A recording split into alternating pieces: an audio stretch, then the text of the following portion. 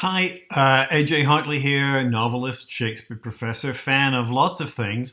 And I know I've been putting out a lot of videos lately, and cynical people will think that this is a thin attempt to promote my new book, Burning Shakespeare. But anybody who knows me will immediately know that I'm too crap at marketing for that to be my cunning plan. So, in fact, the reason that I'm making this video right now is because there are some things that you can predict happening, and there are other things that you really, really can't. And one of the things that you really can't predict is Weezer making a song about Shakespeare. And I wouldn't have known about this if it wasn't for Paris Flasker, who posted this on my Facebook page. So I am going to give you a little treat for this. The video doesn't have anything particular to watch, so you don't need to feel like you're missing anything there. But feast your ears.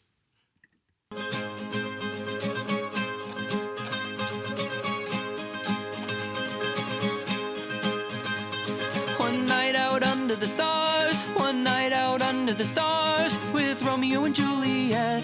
One night out under the stars, one night out under the stars. Have you seen this one yet?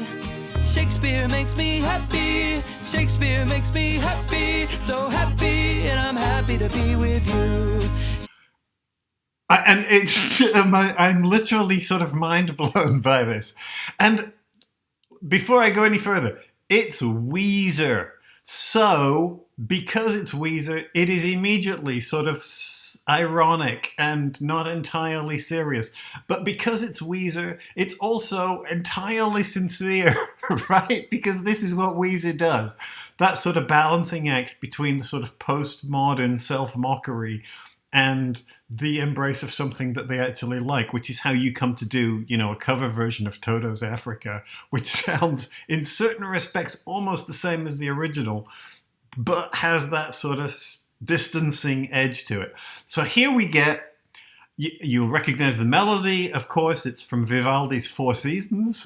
Not entirely sure why, but it has a kind of Renaissance sound to it.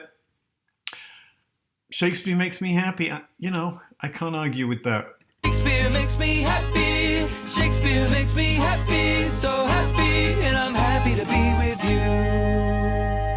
We may be garden variety, but we can step inside of his immortal mind. We get a wider view, some universal truth, and when we step inside, that's when we realize this is your life.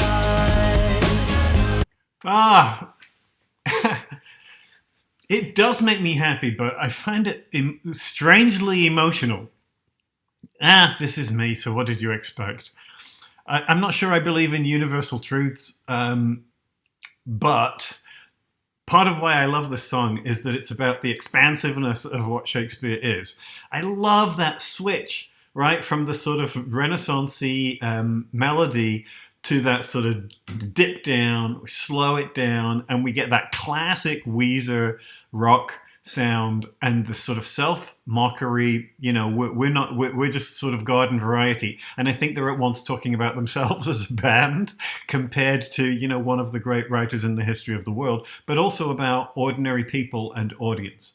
Because what the song is about is the way that Shakespeare is somehow able to tap into ordinary experience and magnify it.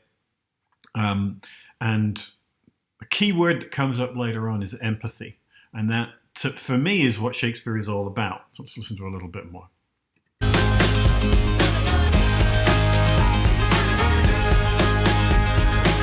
lay down in the grass, we lay down in the grass for Henry the Fourth, Part 1.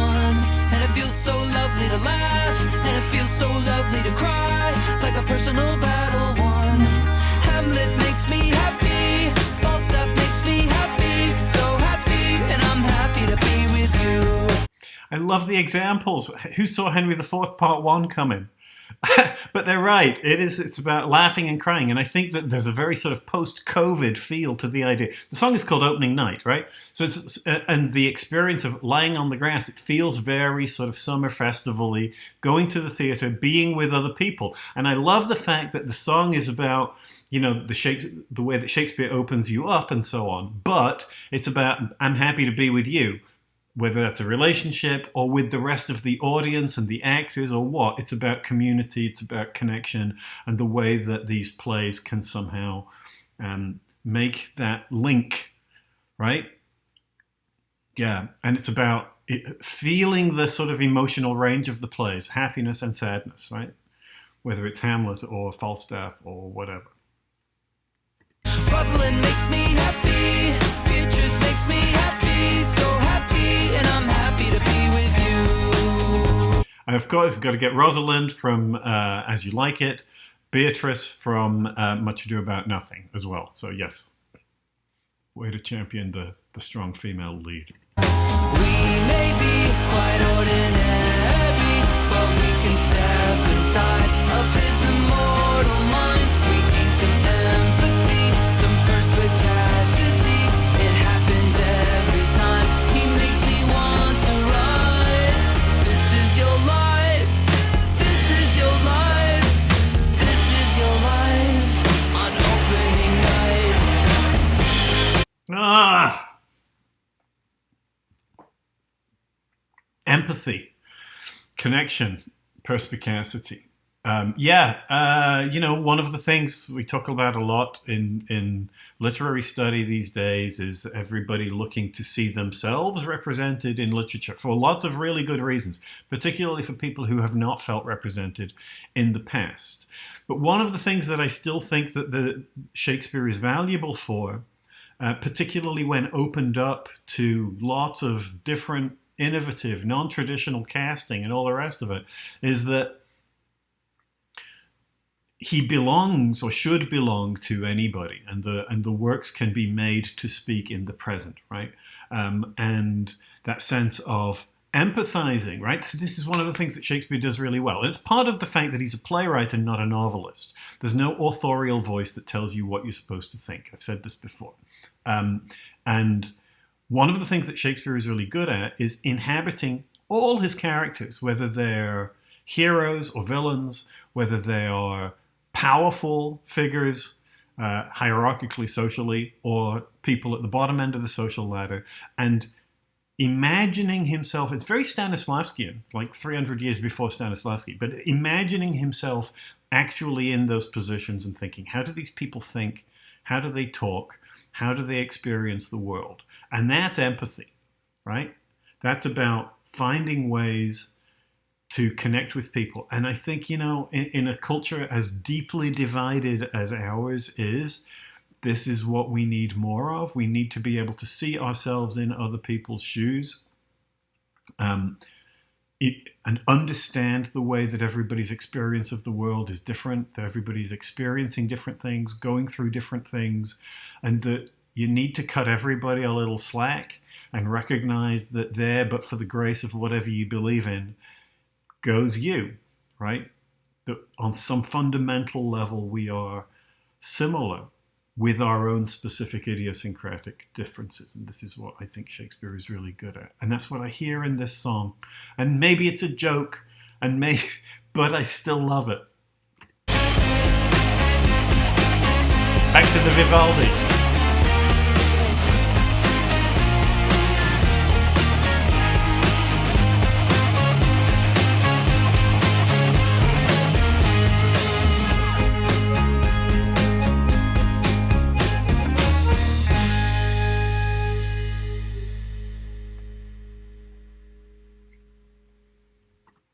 Lovely. And, you know, I should say something about the little video, which has nothing obviously connected to the song except a figure of an abandoned, broken statue, somehow made beautiful by light and nature. Yeah, old things that persist and continue to have value, partly because we invest them with value and they become about us because we choose to make them so. That's what good art does. So there you go. I got nothing else. This is going to be maybe my shortest video ever made, but I wanted to say something. Thank you, Weezer, for making this. It touches my old cynical heart. Yeah. Okay, that's it. I hope you like this. I got nothing. And I will see you soon. And buy my book. There's the marketing. All right. Cheers. Bye for now.